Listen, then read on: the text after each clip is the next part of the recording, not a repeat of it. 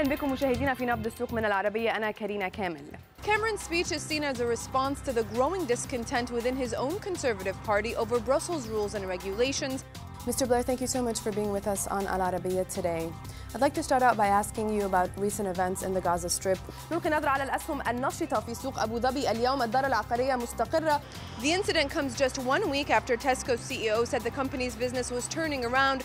The minister said his visit would send a clear message to investors that Egypt is open for business. نبدأ مع الأخبار العالمية حيث غيرت وكالة التصنيف الائتماني Moody's. Staff here at Christie's in London are preparing for an auction that will include 15 works of Orientalist art.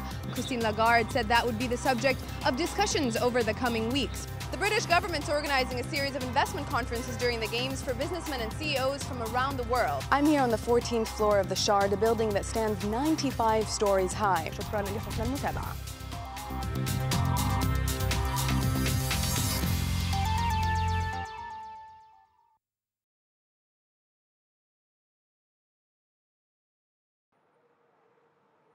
Will they or won't they? The question being asked in Westminster and around European capitals. Will Britain leave the European Union or remain a member?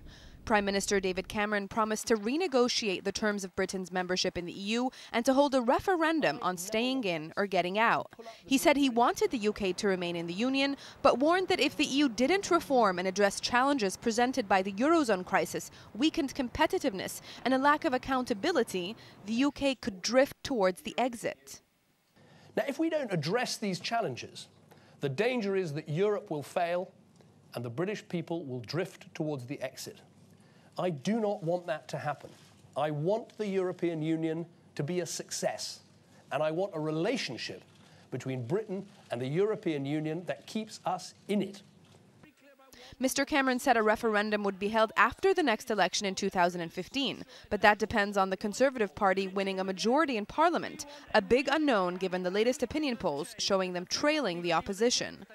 European leaders made it clear they are not in favor of the UK picking and choosing which rules it wants to follow, saying an a la carte approach will not work, while the US president said he would like to see a strong UK in a strong EU. Those in favor of a UK exit say it would free Britain from what they see as restrictive EU rules on the labour market and employment, as well as legislation governing immigration, criminal law and social issues. They also say London's financial sector would benefit from less regulation dictated from Brussels, and point to the Eurozone crisis as a major threat to the UK economy. Some also point to the opportunities Britain could gain outside the EU, like new trade deals with promising markets in Asia and Africa. Well, I think they would see the UK leaving the European Union as giving them more freedom to trade with other parts of the world. The Commonwealth especially is a big one for some parts of the Tory party, but also the emerging markets in Africa and China and East Asia would give the UK greater freedom, perhaps improve its performance once the tariff barriers that attend membership of the European Union are removed. But others warn of potential damage from a withdrawal. The European Union is the UK's largest trading partner. Britain could also lose its global influence, and London's position as a financial centre could be undermined.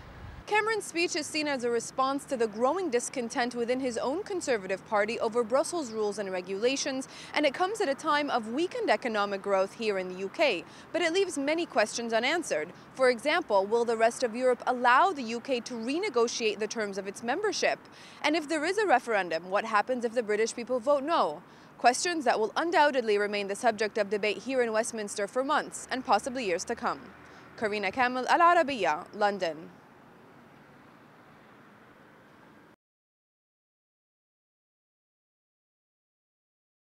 Mr. Blair, thank you so much for being with us on Arabiya today. I'd like to start out by asking you about recent events in the Gaza Strip. We appear to be on the precipice of what could be a major escalation. How dangerous is the situation in Gaza right now, and what are your expectations for how the situation could unfold? I think this is a really dangerous situation. Unless we de-escalate very quickly, the rockets have got to stop coming out of Gaza, the Israeli retaliation ceases. Unless we get to that situation and fast, we're looking at a situation which, in a region that's already in turmoil, is going to add to that turmoil, and I think it's an impact not just on Israelis and Palestinians, but on everyone in the region. With regards to the events taking place in Gaza right now, many people are looking to Egypt to resume the role that it's played in the past in resolving the issues between Palestine and Israel. Do you think that Egypt is able to step up to do so? What do you expect on that front? Egypt has a positive role to play, and I very much support the efforts they're making. The Americans are obviously very active, ourselves in the international community. You know, everyone should do everything they can to try and de-escalate this situation, take it back down, trying to re-establish some period of calm, and then it's possible to try and move the situation forward. But if it carries on, if you carry on having the rocket attacks coming out of Gaza, the retaliation the Israelis will take in response to that, then many more innocent people will die, and the situation has got the potential to inflame the whole region. With regards to Syria, you mentioned in your remarks the fact that it's very difficult to begin a negotiation on next steps in Syria because the groups within Syria itself have yet to agree on the outcome or on what kind of a future they would like. How can you actually begin negotiating a future for Syria within that context? Syria is really difficult. I mean, you've already now got, I mean, on some estimates, over 2 million people displaced. You've got almost 40,000 people that have died. It's a situation where we've got to act, and we want to. The question is, what do we do? Because there has to be some basic agreed set of principles about the outcome. How do you want to evolve the constitution of Syria and bring about a situation where the government is determined by the people? And secondly, we have to make sure that whatever comes after Assad is going to be stable, is going to be based on proper democratic principles, and is going to protect the minorities in Syria as well. So these are things that people are working on urgently, but it's, you know, we should be aware of the fact that every day we're not coming to that type of framework of solution. There are many, many people dying.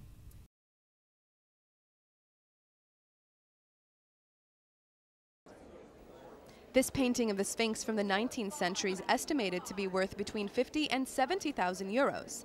It's one of the Orientalist paintings heating up the art market, with huge demand from Arab buyers. Christie's was the first international auction house to establish a special category for Orientalist art back in 1998. It says prices have gone up over the past decade by at least 50% and as much as 100% for some paintings. Sales of Orientalist art reached nearly 30 million euros between 2009 and 2011, according to Christie's. This year, they've topped 2.5 million euros. What's fascinating is that you do have private collectors competing against institutions, very important Middle Eastern buyers, against also European and American buyers. So Orientalist sales are always very interesting because it's very competitive bidding. The sales are very exciting. They're never boring. You will have things estimated at £200,000 to £300,000 or dollars that make 1 million. When people want something, they really fight for it. Sotheby's sold more than 12 million euros worth of Orientalist paintings this year, with one work going for nearly 4 million euros, snapped up by an anonymous buyer for more than double its price estimate. And a Paris auction in October of this year was the best sale Sotheby's had for any Orientalist art in the past 5 years.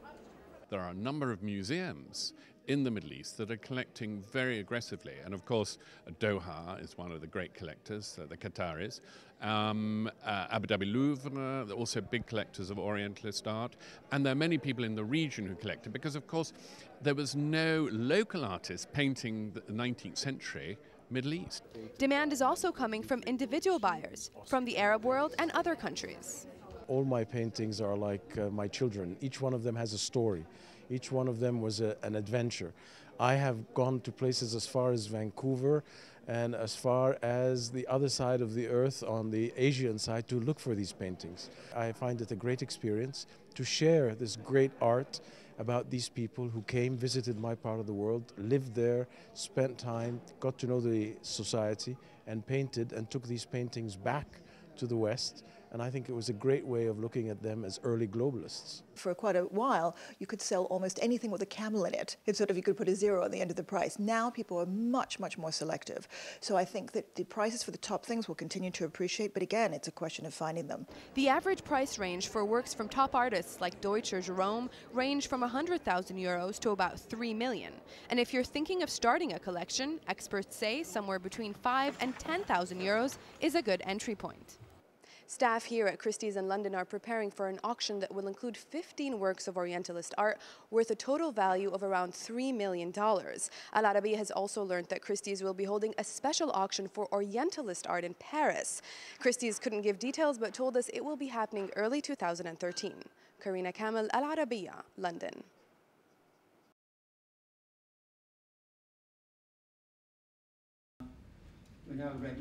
Facing the threat of economic crisis back home, a delegation of Egyptian officials and businessmen visited London this month to meet with foreign investors and try to restore confidence in the economy.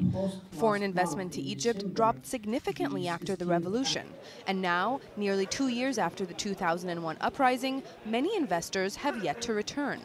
Political uncertainty, outbreaks of violence, and confusion over economic policies are all cited as concerns by investors. Egypt's investment minister met with international banks and signed a deal with global stock exchange NYSE Euronext to make it easier for foreigners to invest in Egypt. He told Arabiya Egypt was still an attractive investment destination. I think Egypt will continue to have its allure or attraction for investors. We are today here, for instance, signing new agreements to give our stock exchange a much further outreach and stronger outreach. To give more sophisticated tools for the investors. This is how we are creating a new environment for investment in Egypt. We are dedicated to strengthening the partners with the partnering, with the private sector. Egypt is also facing the risk of a currency crisis, with the Egyptian pound losing more than 6% of its dollar value over the past few weeks. Officials have played down fears of a sharp devaluation, and Egypt's newly appointed central bank governor told Arabiya the price of the pound would stabilize soon. احنا لا نستهدف سعر صرف معين. احنا اللي يهمنا ان هو يبقى سوق منتظم. وسوق الفولاتيليتي بتاعته سوق طبيعي اللي هي الحركه تبقى حركه مبنيه على العرض والطلب. لكن انا اظن ان احنا ان شاء الله هيبقى في استقرار قريب جدا. Some investors are waiting for the price of the pound to stabilize before making investment decisions, while others say they need confidence the government has a sustainable and workable plan to restore growth. Also, many Egyptian businessmen who left after the revolution are reluctant to return for fear of litigation over contracts signed under the previous regime. The Morsi administration has tried to reassure them, saying it wants to reconcile with businessmen abroad, even those with ties to the old regime. الحقيقة مصر تفتح ذراعيها لكل مصري خارج مصر وترحب بكل مستثمر مصري وكل رجل أعمال مصري خارج مصر وبتوصل له رسالة وبتقول له أهلا وسهلا بيك ارجع لبلدك. أظن أن الآن الباب مفتوح لكل رجال الأعمال بالعودة لبلادهم إن شاء الله رب العالمين.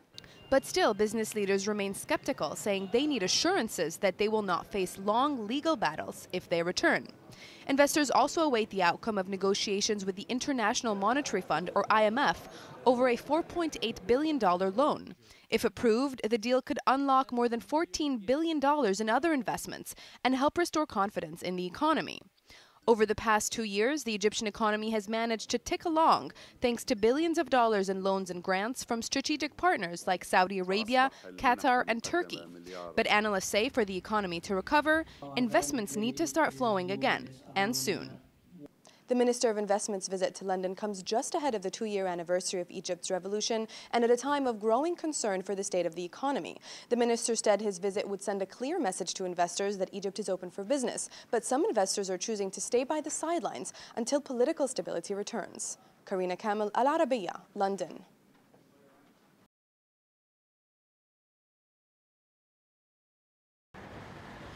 Britain's biggest retailer, Tesco, launched a media campaign in an attempt to contain the damage from revelations some of its products contained horse meat. Taking out full-page ads in a number of British newspapers, Tesco apologized to its customers after horse meat was found in some of its frozen beef burgers, saying it had withdrawn all products from the supplier in question. The company said it would find out how horse meat ended up in its burgers and promised affected customers a full refund. Tesco's products are sold all over the UK at its own stores and also in parts of the Middle East through other retailers. Prime Minister David Cameron said the incident was unacceptable and called for an urgent investigation by the UK's Food Standards Agency. The incident comes just 1 week after Tesco's CEO said the company's business was turning around thanks to a £1 billion restructuring program and an increase in sales over the holiday period. Analysts say the horse meat discovery is a serious blow to Tesco's reputation and could be damaging for the company's brand and sales. But some say Tesco's swift response and media outreach could limit potential losses. Anything like this, it's really about damage limitation and how the company reacts to the news. And Tesco's has reacted fairly well. It's taken out full page spreads in UK national newspapers, basically engaging with their customer base, telling them that they understand their concerns and they're doing all they can to basically rectify the problem. So I think in the short term, there may be a short-term effect on sales, but on the long term, I think this will be soon forgotten. The scandal broke out earlier this week when an investigation by the Irish Food Safety Authority found traces of horse and pig DNA, as high as 29% in some cases, in products labeled as beef at retailers Tesco, Iceland, Aldi and Lidl. The products in question came from Irish and British suppliers who are thought to have mixed horse meat with beef. Experts say that while horse meat isn't a health risk, the incident raises serious issues of fraud because the labels on the products didn't declare horse or pig DNA, and it also appears as though cheaper meats were being substituted for more expensive ones. The revelations also expose a failure on the part of regulators to spot the contaminated meat before it hit shelves, raising serious questions about food safety. Carina, Kamel, Arabiya, London.